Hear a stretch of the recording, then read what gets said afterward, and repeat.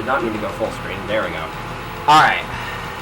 Hello everybody, I am SuperViperT302, and this is going to be Gradius 3, specifically the PS2 version. And here's my settings, just to make sure everybody knows. As you can see, all default. Weight level set to 2.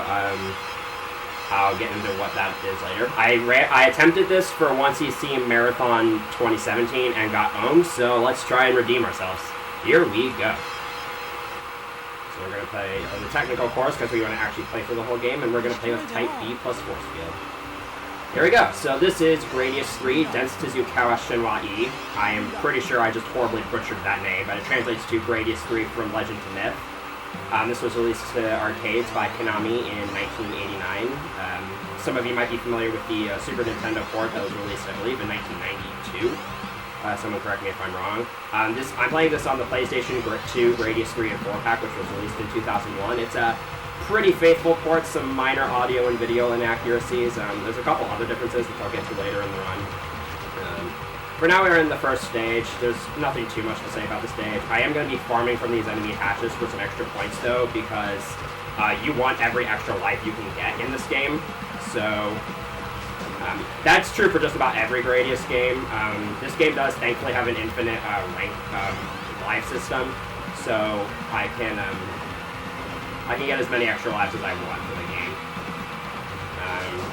And obviously the more points you get, the more lives you get, so I want to try to do that as much as possible. So I'll kind of go over the advantages of my weapon set. I'm playing with Type B and Force Field, which is without a doubt the best weapon configuration you can use for this game.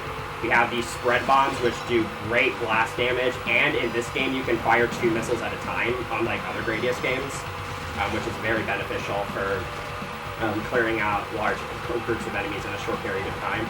You have the tail gun, which as a backwards firing weapon, that's going to be extremely useful in a few stages. And then you have the ripple laser, which is a really good, powerful laser that has a wide hitbox, and actually its hitbox, unlike most games, doesn't get affected by tiny spaces, so that's going to also be very helpful. So believe it or not, I actually got a perfect score for this stage. 26,900 is the maximum score you can get on normal difficulty for this level, which is pretty good. So we're coming up on the first boss here, Goliath. Alright, I got a decent spider RNG there. Sometimes that spider can be in a really bad position and you have to bail on him on an early hit. So but this boss can mostly just be dealt with by just kind of hanging back here. Occasionally that sandball, when it splits, will send one right in your direction, so you have to move. And by the way, just so you're clear, those spider webs can't hurt you, so you can go into them, but you still want to try to stay as far back as possible. This guy does take a good deal of punishment before he goes down, and he can be somewhat finicky to hit. And that is the first stage done. 1 down, 9 to go.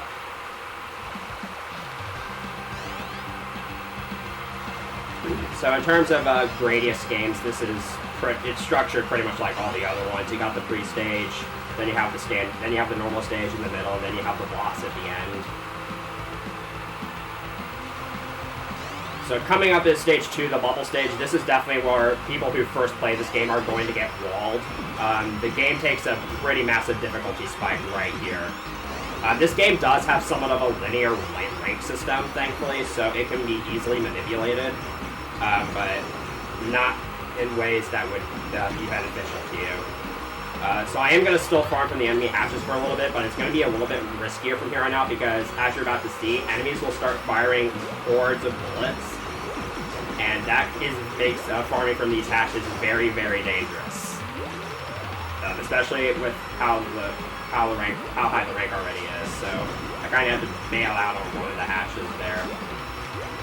That was good. That was a little scary, but we managed to make it through with no issues, which is nice. Number one tip, if you're trying to 1cc this game, is don't die in a bad spot. There are very, very few places in this game where you can die and actually recover, because Konami did a horrible, horrible job with checkpoint placement in this game. So there are a lot of checkpoints where if you die, you're just doomed to game over. So this run is really all about just not dying in the wrong spots. And you've probably noticed this by now, but this game does suffer from a lot more slowdown than most other Gradius games do. Since I'm playing on the PlayStation 2 version, you can actually turn off the slowdown entirely by setting the weight level to 0. But I'm playing it with the weight level set to max, which is a weight level 2, which is the most faithful to the arcade version. Although it's a little bit more slowdown on the arcade version, which is beneficial. There's going to be a lot of points in this run where slowdown is actually going to be really, really helpful. This stage in particular is a really good example because there's just a lot going on the screen, so it's really nice to be able to make tiny, tiny adjustments. So as you can see here, just the Ripple Laser and Spread Bombs are doing an amazing job of just taking out everything in their path. Now I have these little bubble enemies that come from the holes in the ground. These things are too much of a threat, especially because they can't fire at you. For some reason, if you play this on very hard, there's one enemy that will actually give you a power capsule, and I don't understand why. But it happens. I'm playing on normal difficulty, so again, that's not going to happen. I have to be pretty careful here. Hitboxes in this game are not terribly forgiving, so it's super easy to get hit by something that doesn't look like it came anywhere close to you. Big Viper's hitbox is actually not that large, but it's the hitbox of some other sprites that are a little big. Alright. So that's the bubble stage. Here we have Bubble Eye. So unlike the SNES version, you actually do have to kind of move around here because you can't dig a big enough hole in order to just stay at the back of the screen. So you have to kind of move around with this boss. Fortunately, the boss has the same pattern every time. So as long as you memorize it, you should be good. And there we go. So now we're going to move into stage 3. Right at the start, I'm going to activate the force field, and I'm also going to activate a third speed up. From this point onwards, you really want to be able to use your options to their full extent. So having that extra bit of speed up, which will spread them out a little bit more, is going to be really, really helpful from this point onwards.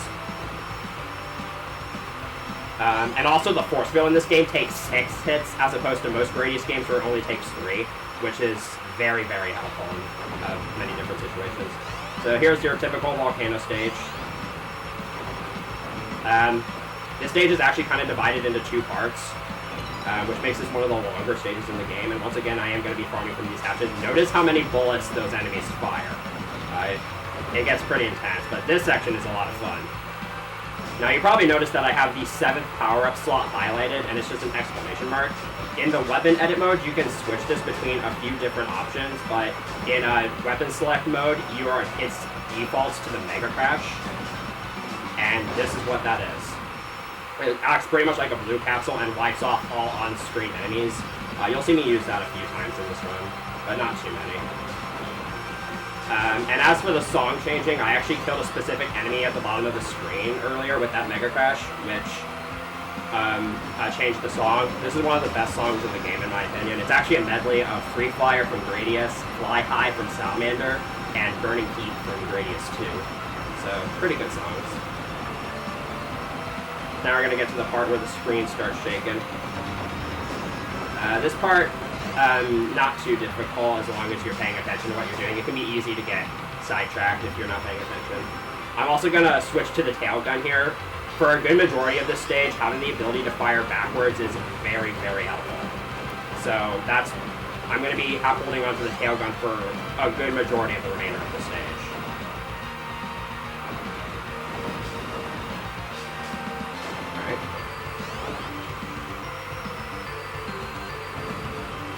So this is going to be it. Unfortunately, you don't get to hear all of a long time ago in a typical gameplay. Look up the song on YouTube, though, because it's a really, really good song. So now we're heading into the underground section. I'm just going to use a Mega Crash, because why not? So this underground section is divided into a few different parts as well.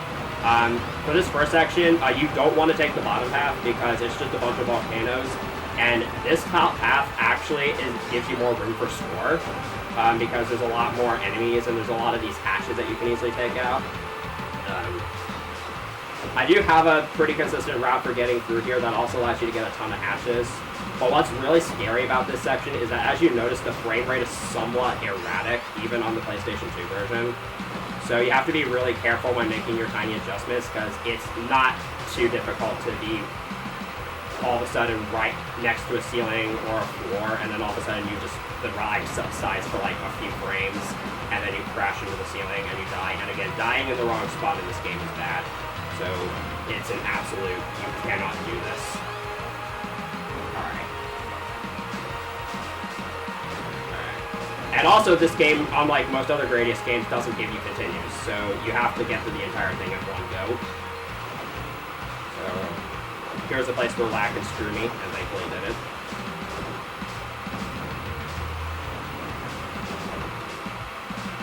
Each of these hatches is worth 300 points, by the way, so if I can get a good number of these, that can substantially boost my score. And again, I want to get that number as high as possible so that I can get as many extra lives as possible.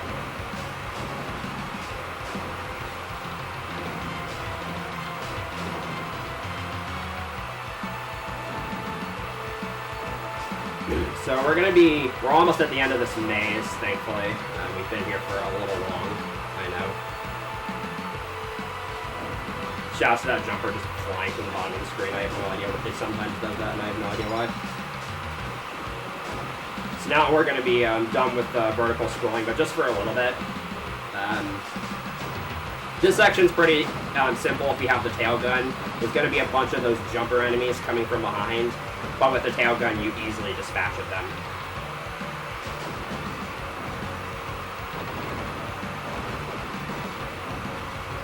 There's going to be a few power-up enemies in this section. I'm actually going to take advantage of this in two different ways.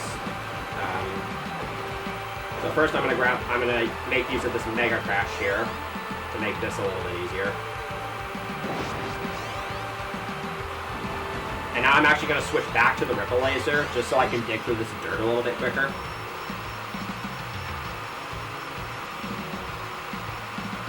This dirt section isn't too bad. It's generally preferred that you take the bottom because there's a little bit more room. If you take the top path, there's less holes for you to take cover in. So you end up getting bunched in a little bit more tightly. But in this section, you have a little bit more freedom. You also have more power-up opportunities if you go this route.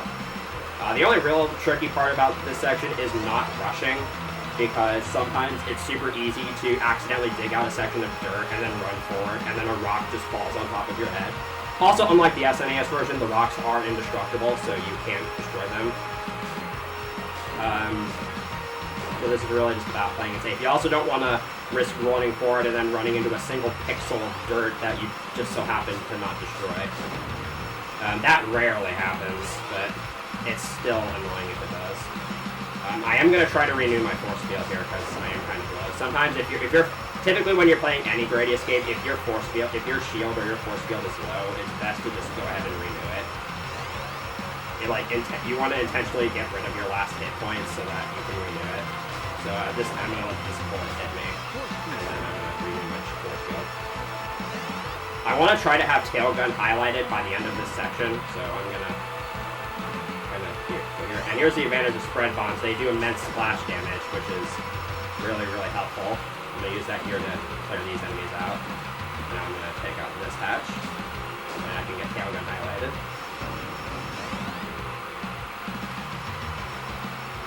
So now we're coming up on a pretty nice section. I always liked the Iron Maidens from the first Gradius. They always intrigued me. And now they make a comeback in this game. These guys killed me last time I tried to run this game, so let's not die here. I am ready for them this time. I am watching them like a hawk. And also here, I'm farming from two hatches at once, so this is a really easy way to rack up a lot of points in a short amount of time. So I'm just waiting here. This is a checkpoint, though, where if I die, I can recover from it, so it's not a huge deal if I die here, but let's not die here, preferably, because, again, you want every extra life you can get. Alright, the Iron Maidens didn't kill me this time. Let's go. So now I'm going to activate the double here, because this is going to make killing the next boss, Big Core Mark III, a lot easier. So there's a pretty cool quick kill strategy for Big Core Mark III. You can take out the back core early if you have your options placed like this. And because normally when you destroy the front two cores, it will initiate this laser attack that's really, really annoying to deal with. And if you don't get that quick kill, the only other good option is to just time the boss out. But we got the quick kill, which is really good. And now we have the easiest stage in the game. And now that I've said that, I'm probably going to die in it. So this is the only 3D stage in the entire Gradius series, and there are no enemies, and there's no boss at the end, so there's a lot of power-ups here. This is also the only stage in the game where you can't actually get any score, because none of these power capsules give you points. Here I'm going to take the left path just because I'm more used to taking the left path.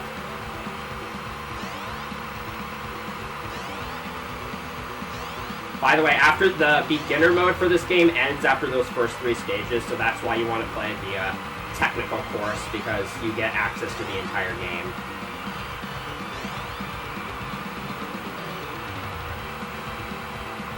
And with that, we're out of there. Again, easy stage. So here we're in a free vertical scrolling stage. For some reason it's just like this for the dogfight. We are actually going to be moving on to the Moai stage. We're coming really into the second half of the game here, and the game is really going to start to ramp up the difficulty. Also, this is the Option Hunter, but in this game, you can destroy Option Hunters if you have a Mega Crash, which is very, very helpful. I'm not going to be using that too often, but I just like doing it there just to show it off. So here we have the big Moais here that come out of the... You have the big Moais that shoot out the small Moais, so... whether or not they lie down on their backs or not, and which direction they're facing, is randomly determined. There are some patterns. I didn't get too great of a pattern there, but that was alright. So let's see what kind of pattern I get here. Alright, that's good. Okay, that top left, that Moai that's near the top left of the screen can't see me. So I'm just gonna stick to this top path here. The Moais fire a lot of rings in this game, and it's actually kind of hard to pierce through them, even with spread bombs. I have the tail gun for this section, just to, because you really don't want to try this section without tail gun. Alright, so I'm gonna try to avoid having any of those Moais spot me. These ion rings will just pierce right through your force field and kill you if you let them, so you have to be really careful. One potential strategy you could use for this stage is actually to lose your force field, because then the Moais will fire less rings, but that also kind of comes at a cost of you don't have as much protection. And again, those extra 3 hits are going to be very useful. So this is a section where, this is a pretty tricky section. These Moai can be really difficult to get past. Alright, if you don't destroy that Moai, it can be really annoying to have to deal with the rings, so I'm happy I did that. Right. So I have this Mega Crash saved here so I can kill a couple of these cannons a bit more quickly. These cannons, it's not too hard to destroy them without a Mega Crash, but it just makes them so much more manageable. So right there I made a point out of not grabbing both of those capsules on the same time. This was patched on the PlayStation 2 version of the game, but if you're playing this on the actual arcade version of the game, grabbing 2 power-up capsules at the same time only counts as 1, so it will advance only 1 spot on the power-up bar.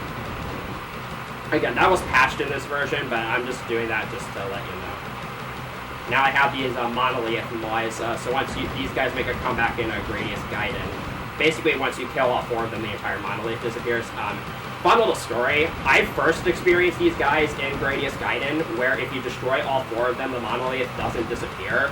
So imagine when I played the SNES version of this game for the first time, imagine my reaction when I saw the entire, 4 walls there. Right, so here, yeah, you kind of have to get a barrier through, but with how powerful your weapons are, it's not hard at all.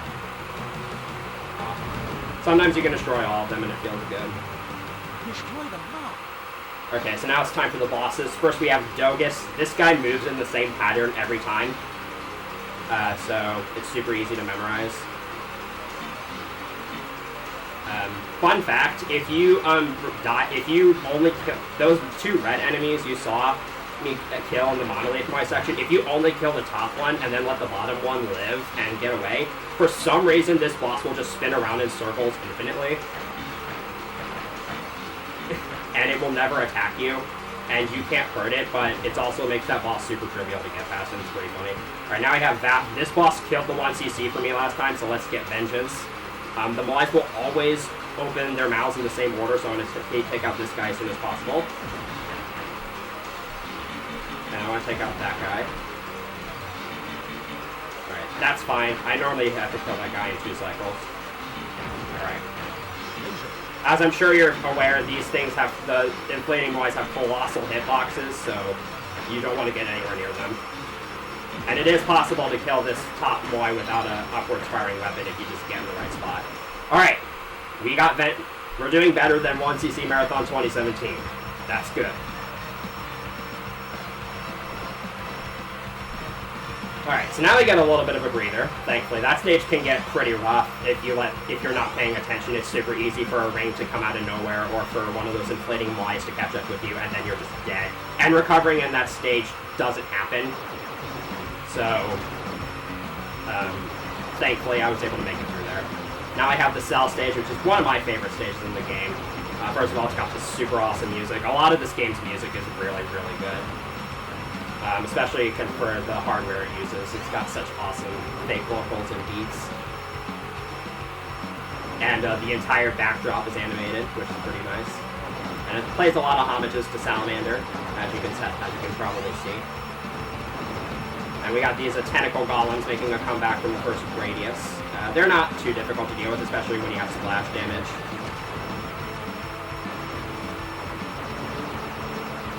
And right here, I'm literally just going to sit in this spot for the entire time. And nothing will hit me.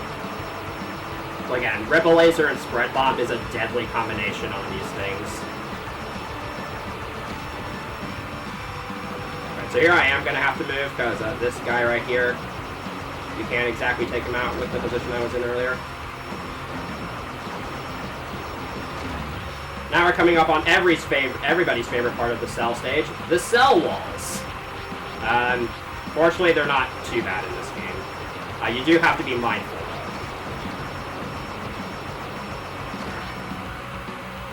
though. So the best advice for this section, really all you really need to worry about is just making sure the wall is fully regenerated before you go blasting your way through. Otherwise, it's just going to respawn randomly. Here, I'm going to wait for a little bit, and then we're going to blast through here. And you just want to get through the walls ASAP. We're going to make our way through here, and there we go.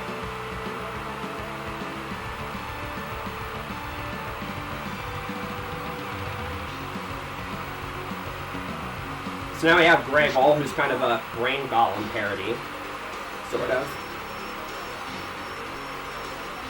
This boss isn't too difficult, it just fires a lot of bullets, and you gotta be mindful. You do want a good force field stocked up for this though, which is why I have force field highlighted.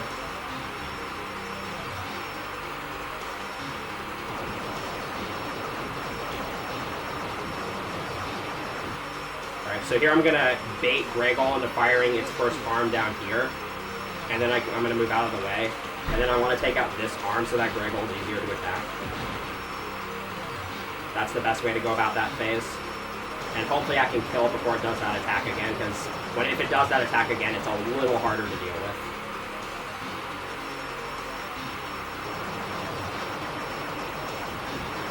I'm not going to be able to do it. Oh, I did. Never mind. One shot left. Always happens that way. Alright, here we go.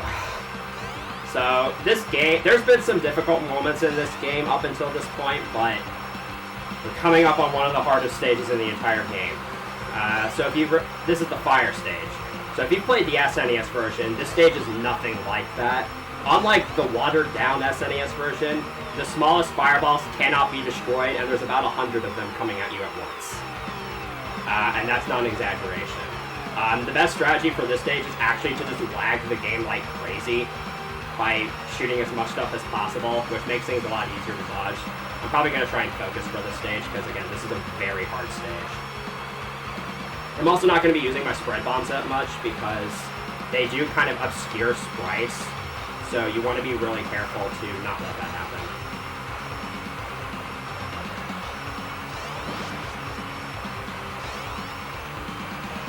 So I probably won't be talking that much throughout this stage, just because I want to focus.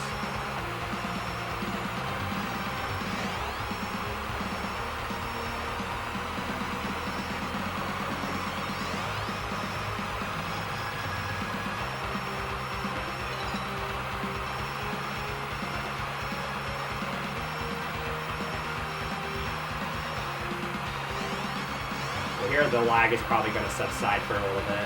So normally here you can use your spread bombs to counteract, but PS2 version again is a little bit more slowdown than the actual arcade version, so we're in the clear. And now I'm coming up on the final section here, so far things have been going solid, but this is probably the hardest section because you don't have a whole lot of space to move around, and it's super easy to get a... The fireball patterns are technically consistent, but sometimes when they split up, they just completely block your pathway, and give you very, very little room to maneuver. And with the fact that the lag does kind of stop abruptly every now and then, it can be super challenging. But so far, it's looking good. Alright. Perfect. That was really good. Alright, so now we have to deal with these bosses, which both have a pretty random behavior, and of course this guy's being a jerk. Because why wouldn't he be? So, Wyvern has completely random behavior. And sometimes it can just not die for absolutely no reason, regardless of how much you shoot it. I have no idea why that happens. It's really annoying, and hopefully it doesn't happen. So you might be wondering why I have a Mega Crashers in reserve here. And if I can kill this guy, you will see why. Oh, come on, don't tell me you're invincible. Okay, there we go. So Vulture Dragon is a pretty tough boss normally, but... yeah, you can just do that. Alright, we made it through the fire stage with no deaths. That's very good. That's a very tough stage to make it through. But fortunately, now we get a little bit of a breather, because we're coming up on the plant stage. Probably one of the easiest stages in the second part of the game. As long as you come in here with full power, of course. You don't want to die anywhere here, but if you have full power, this stage isn't too bad. Just gotta be careful and mindful of what you're doing.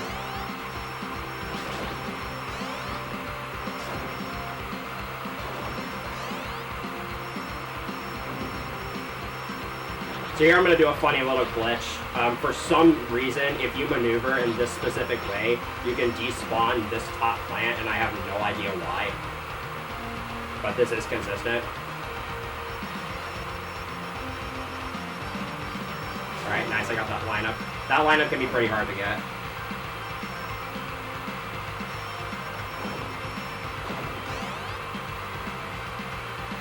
So these plants, unlike the SNES version, they don't instantly kill you, but if they grab you, they will try and pull you into the ground.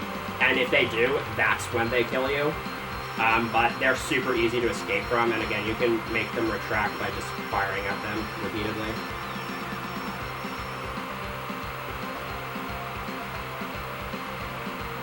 Take out this hatch.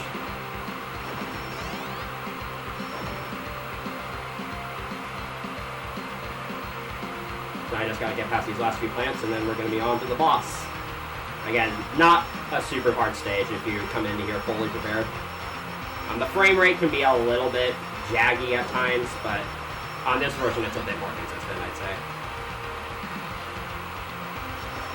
Alright, I'll let that enemy live.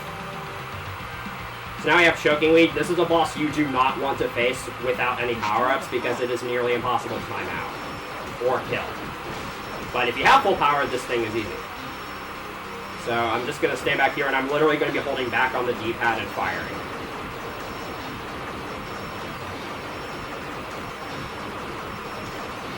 Alright. So it should be dead the next time it opens its mouth. And yes, you can destroy those arms. This is a stage that I would argue is easier on the arcade version than it is in the SNES version. And there we go. That's Choking Weed. And now we're moving on to stage 9, the Crystal stage. So if you've ever tried to 1cc this game, I can guarantee you do not have fond memories of this level. And if you have never tried to 1cc this game, you will understand why nobody likes this level. I'm I'm going to go ahead and replenish my force field, even though it won't really matter in the end.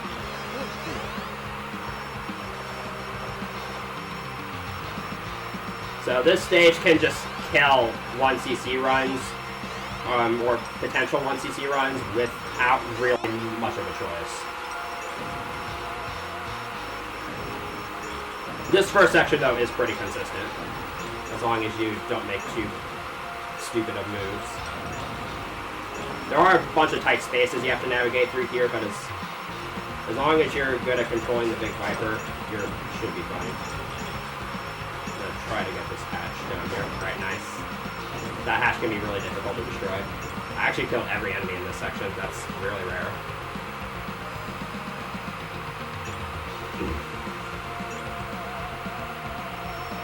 So now I got a bunch of crystals enemy flying at us. I do want to try to take care of these cannons, because for the section coming up, they can be a bit of a nuisance.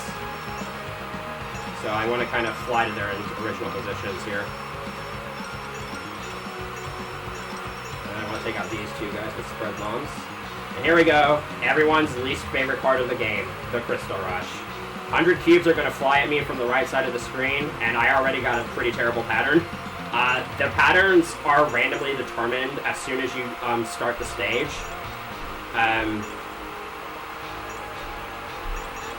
And the best strategy to get through here is actually to just sit in the lower right-hand corner, and yeah. And there are no checkpoints in this level, so if you die anywhere, you go back to the very beginning. Which is nice, because that makes this one of the very few stages that you can actually recover from with relative ease. So I could get a completely different pattern next time the Crystal Rush starts. And there are very few patterns that you can actually survive in without too much difficulty.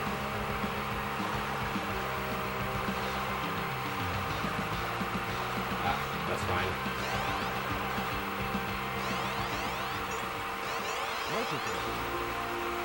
So, best case scenario, I get through here in about 2 or 3 tries. Worst case scenario, we could be here all night. There is really no telling what will happen. So, place your bets now as to how many tries this stage is going to take. Also, I'm going to have to deal with the worst option hunter in this game. There are actually 3 types of option hunters, and this is the worst one, because it does that. Fortunately, that's actually the reason why I stick with 2 speed-ups for recovering here, because it makes dodging these option hunters a lot easier. And if you really don't want to try to play, through this after having an option taken. Alright.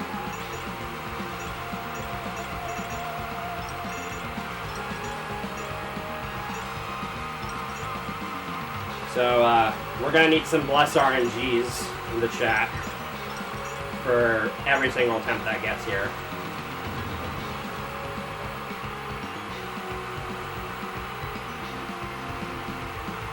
Alright. This pattern isn't off to a horrible start. Uh-oh. The Omni Cube. So, cube number 12 is what I like to call the Omni Cube. I actually stole that name from Seahawk. And it will try, I'm pretty sure it was the one that was right above me. It will just rush you from behind, and if you do not have a good enough wall built up, you either have to do what I did and try to evade it, or you're just dead. Or you have to get really, really lucky. Again, this stage, you can just blow all your lives here without really, and not really have much of a say in it. And that's what makes this stage so annoying to many players, is that your survival is dependent on luck. And most of the time it should be based on skill. Oh, that was my fault. And now you really don't want to blow lives in this stage, because the more tries you get at the rush, the better. So I hope you love listening to this music, because you're probably going to be listening to it for a while. Fortunately, I'm about to get an extra life.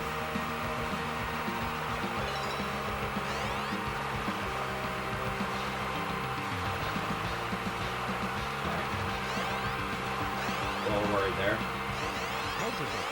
Having 2 speed-ups does make it a little bit harder to get all the power-ups you need.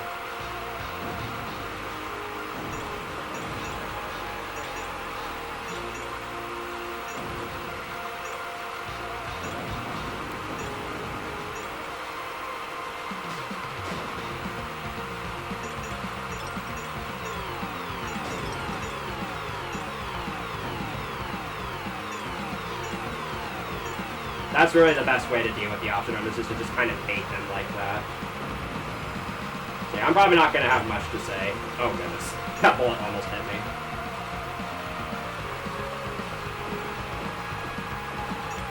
There is a setting on some versions of this game that I haven't quite yet figured out how to unlock. I think it's JP exclusive, where you can actually have hitboxes displayed, and it makes it...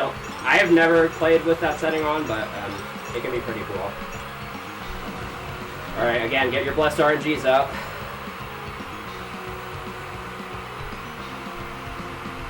Alright, I automatically don't like this pattern.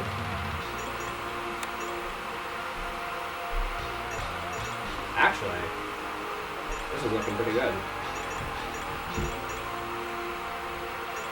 Alright, I will be surprised if this works. Okay, so once you're past this point, you're usually safe. Occasionally, a stray cube will try and hit you, but right now I have a pretty big opening above me, so... Okay, that cube could have hit me. I'm very lucky there. Right. For some reason, I always get the stupidest patterns that allow me to survive, and I have no idea why. I should be good. It's usually once you have an opening sealed off, you're good, so I'm not taking any chances here. But right now, I think if I would have died, it would have happened by now, so... I don't think there's any chance that I'm going to die here. Alright, I think I'm safe. There we go. That's the Crystal Rush. But it's not over yet.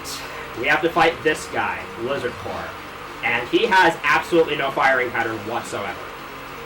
I can kind of mitigate his attacks by staying close to his arms, which prevents them from firing, because good game design.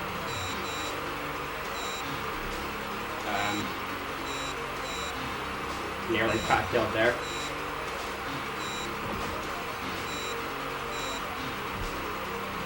And there we go. We're past the dumbest stage in the entire game. But it's not over yet. It's actually far from over. Now we're moving on to the final stage. This is definitely the longest stage in the game. I'm going to get back to 3 speedos here. I'm actually not going to activate a 4th option right away, because I want to manipulate when the option hunter shows up. If I were to activate my 4th option now, it would show up in a really bad time, so I'm actually going to hold off on activating it. And with that, it's on to the boss rush.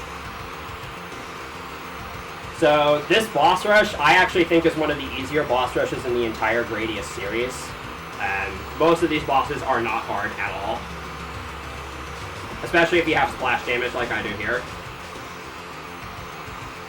So this is Tetran. It's the exact same as it is in Gradius 2. And you can make quick work of it. So now the rest of the bosses are going to all be from Gradius 2. And again, most of them are not hard. Here we have Covered Core, which you can literally fight by just sitting right in front of it. The missiles fire in the same pattern every time. So you can just camp out here. And again, if you have spread bombs, this thing poses no threats.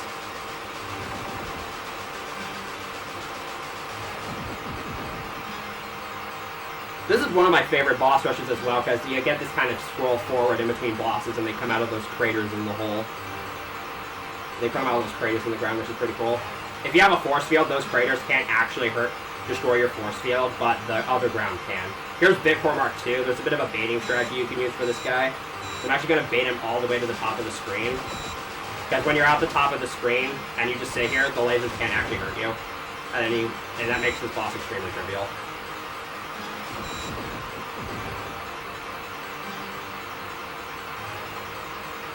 So coming up is like the only really, I would say, difficult boss. This boss is definitely the scariest, but since I have slowdown, it's not going to be too much of a deal. This is Crystal Core. Unlike Gradius 2, you can't just sit in front of this thing all day.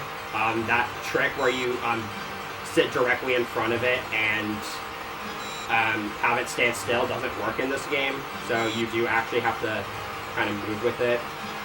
But again, slowdown is in this game, so it's not a huge deal.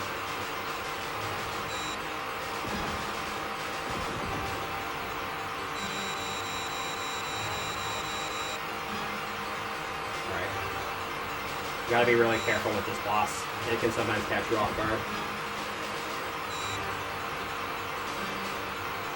You really don't want to kill this thing at a bad time, because then the lag will subside, and then the lasers will fly right into you.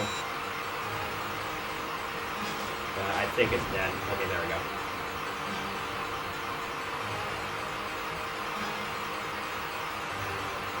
So we got one more boss from Gradius 2, and then we're going to move on to the final boss of the boss rush. And this is a boss, by the way. Hey, it's Death Mark 2, you know, that really cool boss from Gradius 2. And it's dead.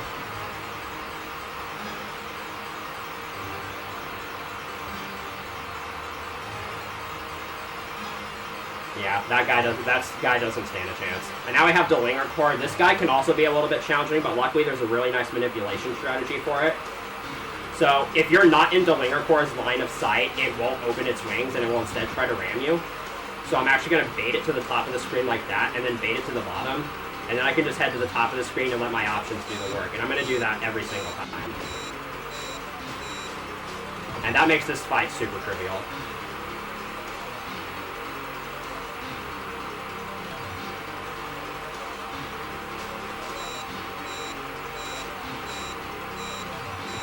Alright, this last barrier for some reason is harder to take out than the others, and I have no idea why Konami designed it this way. I don't know if it's like this on the arcade version. Alright, it should be almost dead. Well, a couple more hits and it will be done.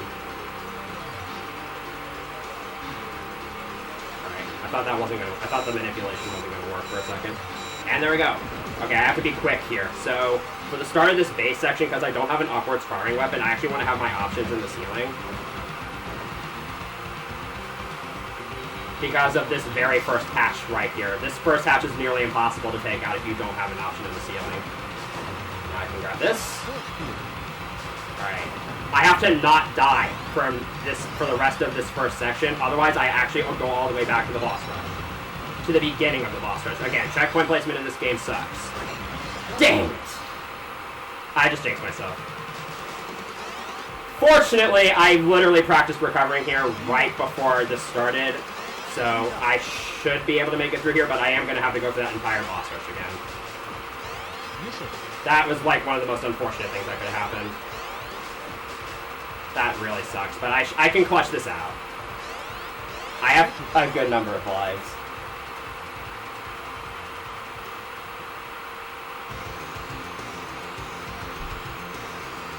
So again, I'm just going to have to go through this boss rush with low power. It's a little bit more interesting when you don't have low power, but not by much.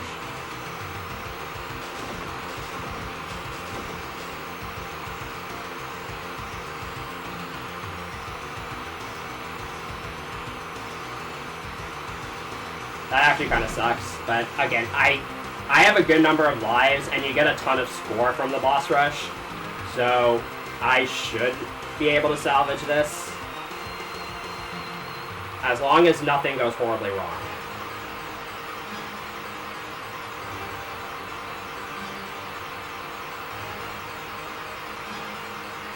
And again, these bosses are barely any more difficult when you don't have full power. Oh yeah, and here's a cool little thing. You can go inside the shields of covered core and they don't hurt you.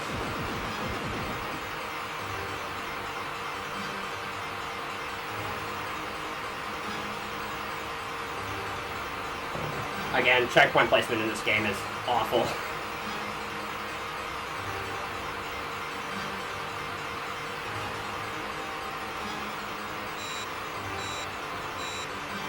So I'm going to use the same manipulation tactic here. As you can see, I'm just sitting at the top of the screen and none of the lasers are hitting me. And then I can just use my spread bombs to do the rest of the damage.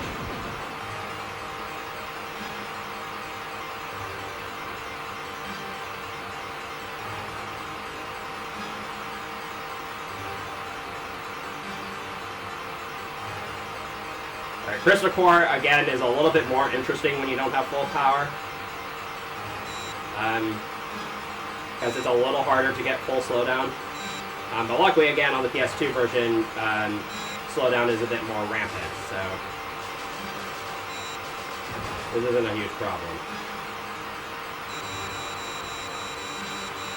I don't believe doing this would cause slowdown on the actual arcade version.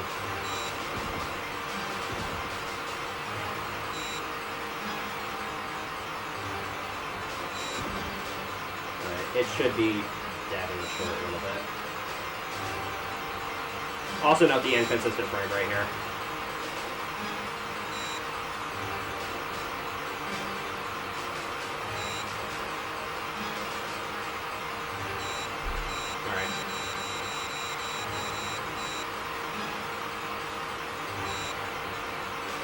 Alright, there we go.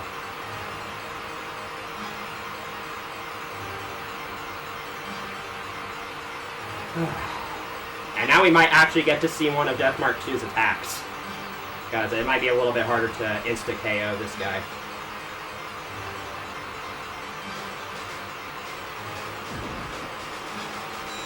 Well, there was one of them.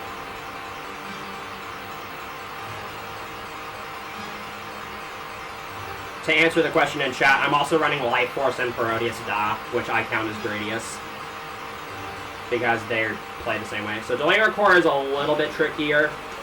You can still use the manipulation tactic, but it's harder to hit. Because you basically just have to get out of the way ASAP.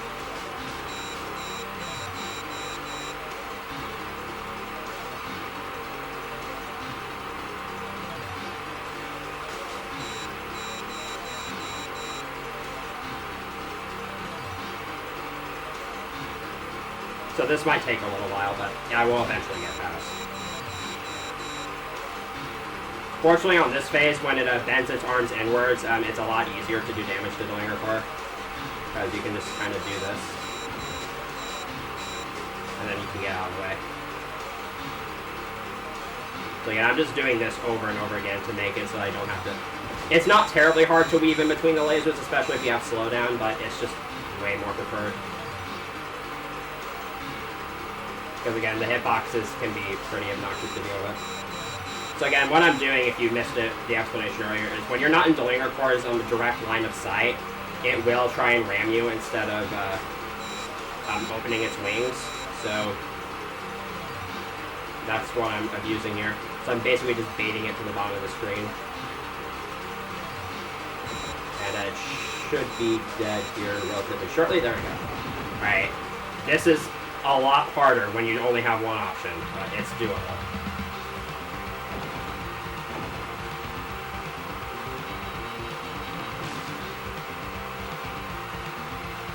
And I managed to do this in practice earlier, so let's see.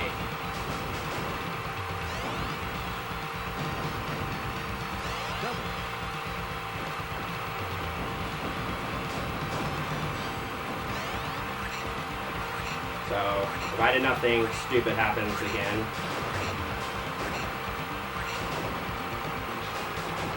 Alright. Once the Zubs appear, I should be fine. Alright, I'm safe. I just got the checkpoint. So, I can die now and I won't have to do the boss rush again. But now I have to make it through this stage with little power. Fortunately, I am somewhat well practiced in that. So this is the base stage. So the base stage in this game is actually one of my favorites in the entire series. I actually really, really like the design of this stage. There's a couple of creative ideas that aren't in any other Gradius game. I'm gonna go ahead and activate this. Here we have these indestructible mini cores. You have to be really proactive about this section because they can just block off your path. But fortunately, the strategy I'm using here isn't too hard. Although I don't have 4 options, so this might be a little bit tricky. I don't like this situation, but I should be fine. Okay.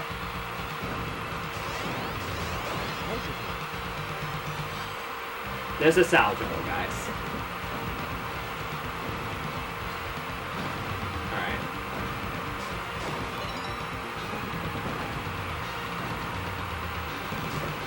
So the funny thing about these moving floors is that the very tops of them don't actually have collision for, again, stupid reasons. I have no idea why. So that means you can safely pass through the tops of them, but so can the bullets. So it's very easy to not to have the bullet get obscured by that floor, and then you don't see it coming until it's too late, and then you die. Alright, destroying those cannons like that is really, really challenging, because those enemies can just fire at you with no hesitation. Alright, I'm actually going to hold off on activating my fourth option. I'm going to try to get the force field. So now we have these little indestructible mini clubs. You can't squeeze between their legs, so you do have to resort to just going underneath them into those little holes like that. They can be somewhat challenging to deal with. Alright, here I have to be really careful. You want to move straight down instead of down right, otherwise you will die. Alright. That's not good. I really want to have... Okay. Again, I can recover here. It's going to be difficult, but I can do it.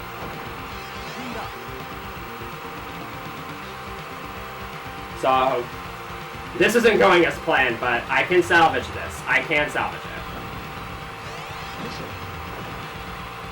So I am going to have to take a couple other intentional deaths, but again, I have plenty of lives, so I should be okay.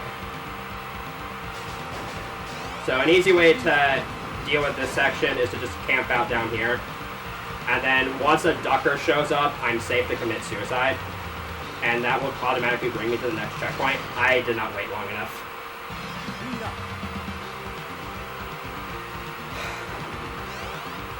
This is going to be really close. I can already tell.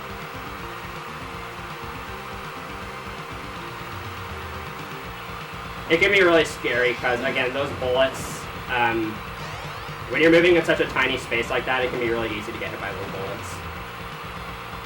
And I don't have a spread bomb, which means I can't get rid of this jumper here. And I'm not going to have anything highlighted, which is not good.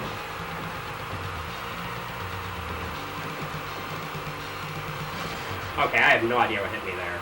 So I actually think I'm going to hold off on activating a spread bomb, because I think that's just going to increase the range. Again, this can be a very painful recovery.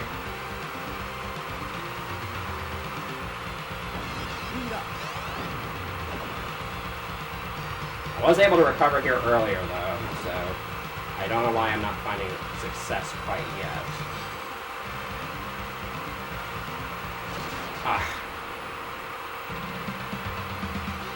This might be a problem, because I'm not going to get any more extra lives here.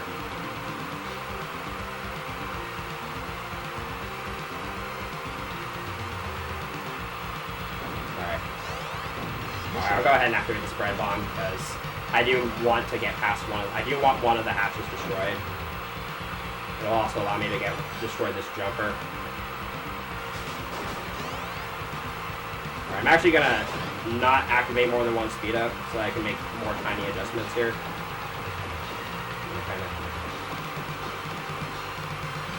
Alright, I'm safe. There we go. I basically need to get this recovery first try, though, and this is one of the hardest recoveries in the run. So, these spin lasers actually aren't affected by slowdown. So if you come in here with full power, you basically have to not lag the game. I do have a somewhat consistent strat of getting through here. I'm going to get the spread bomb, but I'm at the mercy of these enemies that are all firing at me. And these Zugs. These Zugs are so bad.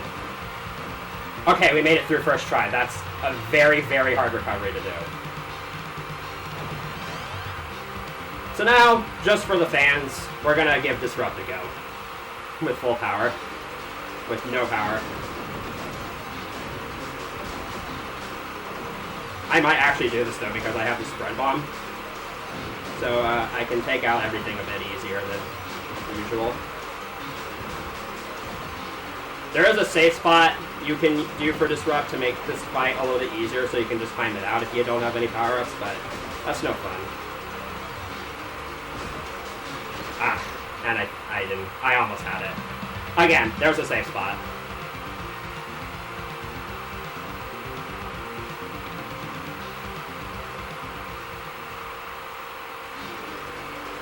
So if I just stay here, nothing will hit me, and I can just time this boss out.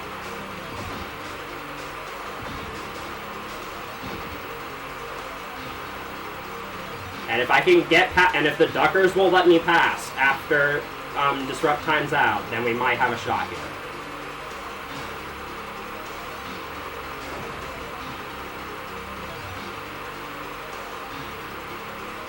So this boss takes, without lag, this takes exactly 1 minute to time out, but since I'm slowing down the game by firing, it's it's a little bit more tricky, and it takes longer, which is annoying. Which is really annoying, because you're just impatiently waiting here, and then you have no idea how much time has passed.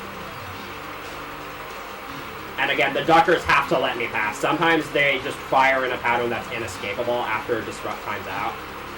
So I have to be paying attention. I can try and just make a break for it, but I have to see what kind of pull patterns I get here. Sometimes, though, you get lucky and they don't fire at you at all. Alright. Okay. That was a little bit close. Now I have to face up with Shadow Gear. There's a pretty consistent way to get through this without power-ups.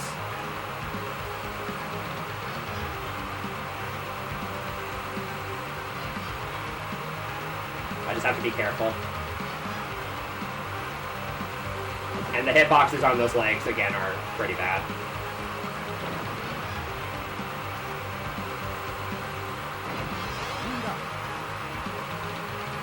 Alright, first try. This might come down to the wire, but I think it's doable.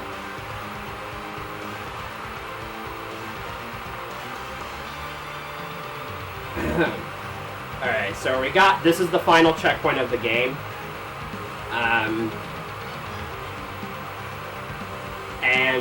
I'm sure everybody loved these meatballs. And no, they're not tumors, they're meatballs. You can't change my mind. And we've got regenerating walls, of course. But I can kind of circumvent this. I'm just going to say this much, I don't normally play this section with only one speed up. Usually I either have 3 or 0. So I might die here. So let's not die here. I'm going to focus here. You have to make very tiny adjustments here.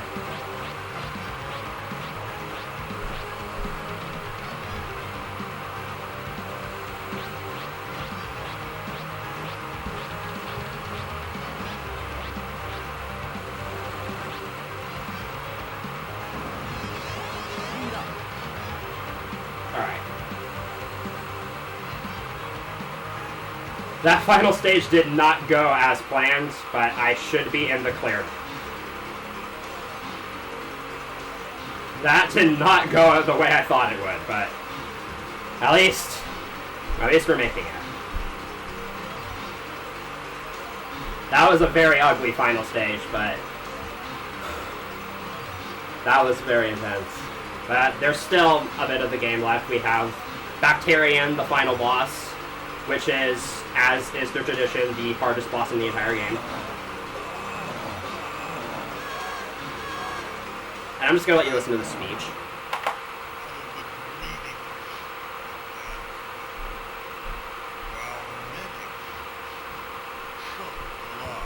Fun fact, those orbs don't actually kill you, but if you take them, if you hit them, they take you to bonus stages based off the first stages of Gradius and Salamander. I decided not to take them because they're really stupid and there's no point to it. But it's not over yet. We have the escape sequence to go through.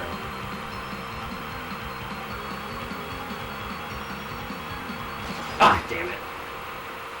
I don't normally die there, by the way, so that was actually kind of embarrassing.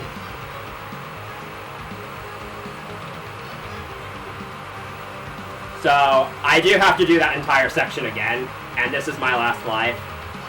So...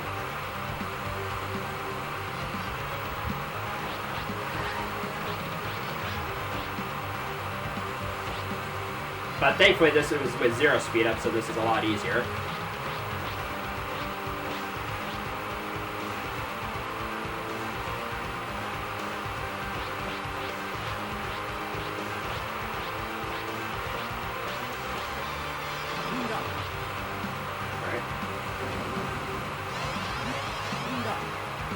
got a little hasty there. Nerves can easily catch up to you when you're doing that.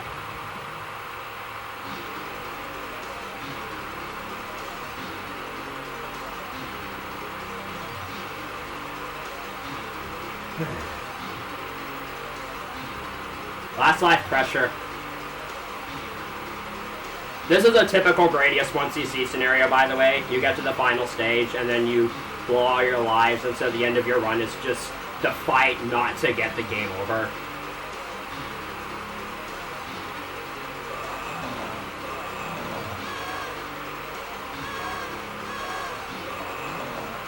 I was born. We got one more try, though, so hopefully this time I don't run into a wall like an idiot. But this is my last try. Can I do it? Don't say GG yet. Don't say GG yet. It's not over yet. It's not over till it's over.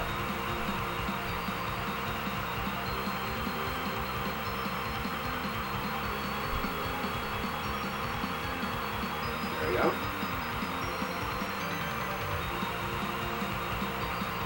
Okay, that was very ugly, but we made it.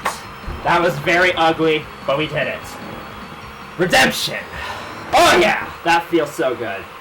That final stage was super ugly, but I made it. That's all that matters. That's all that matters. I'm very happy that that happened. So that's Gradius 3. I did not anticipate the final stage to go that way, but I somehow pulled that off. So yeah, so much for this being the hardest game to 1cc. Hopefully I did a decent job of explaining the game to you. So while the credits are rolling, this is one of my favorite games in the Gradius series, actually, just because it's a really fun game to learn all the quirks of. For anybody who wants to try 1cc'ing this game, I do have an example run that I have pre-recorded. I've had it recorded since like January, but I haven't made post-commentary for it yet, so I'm just going to say this in front of 350 people so you all bully me into doing it. So yeah, that was Gradius 3. I'm really happy I got redemption for this game after 1cc Marathon 2017, even though, again, that did not go as planned. I was not meaning for it to be that clutch, but somehow I made it through. And hopefully I did a really good job of showing it off. And with that, I'm going to be done. Second loop is going to be impossible because I don't have full power. I will be back later in this marathon with Life Force and Gradius Da, so with that, I am going to throw it on over to the host.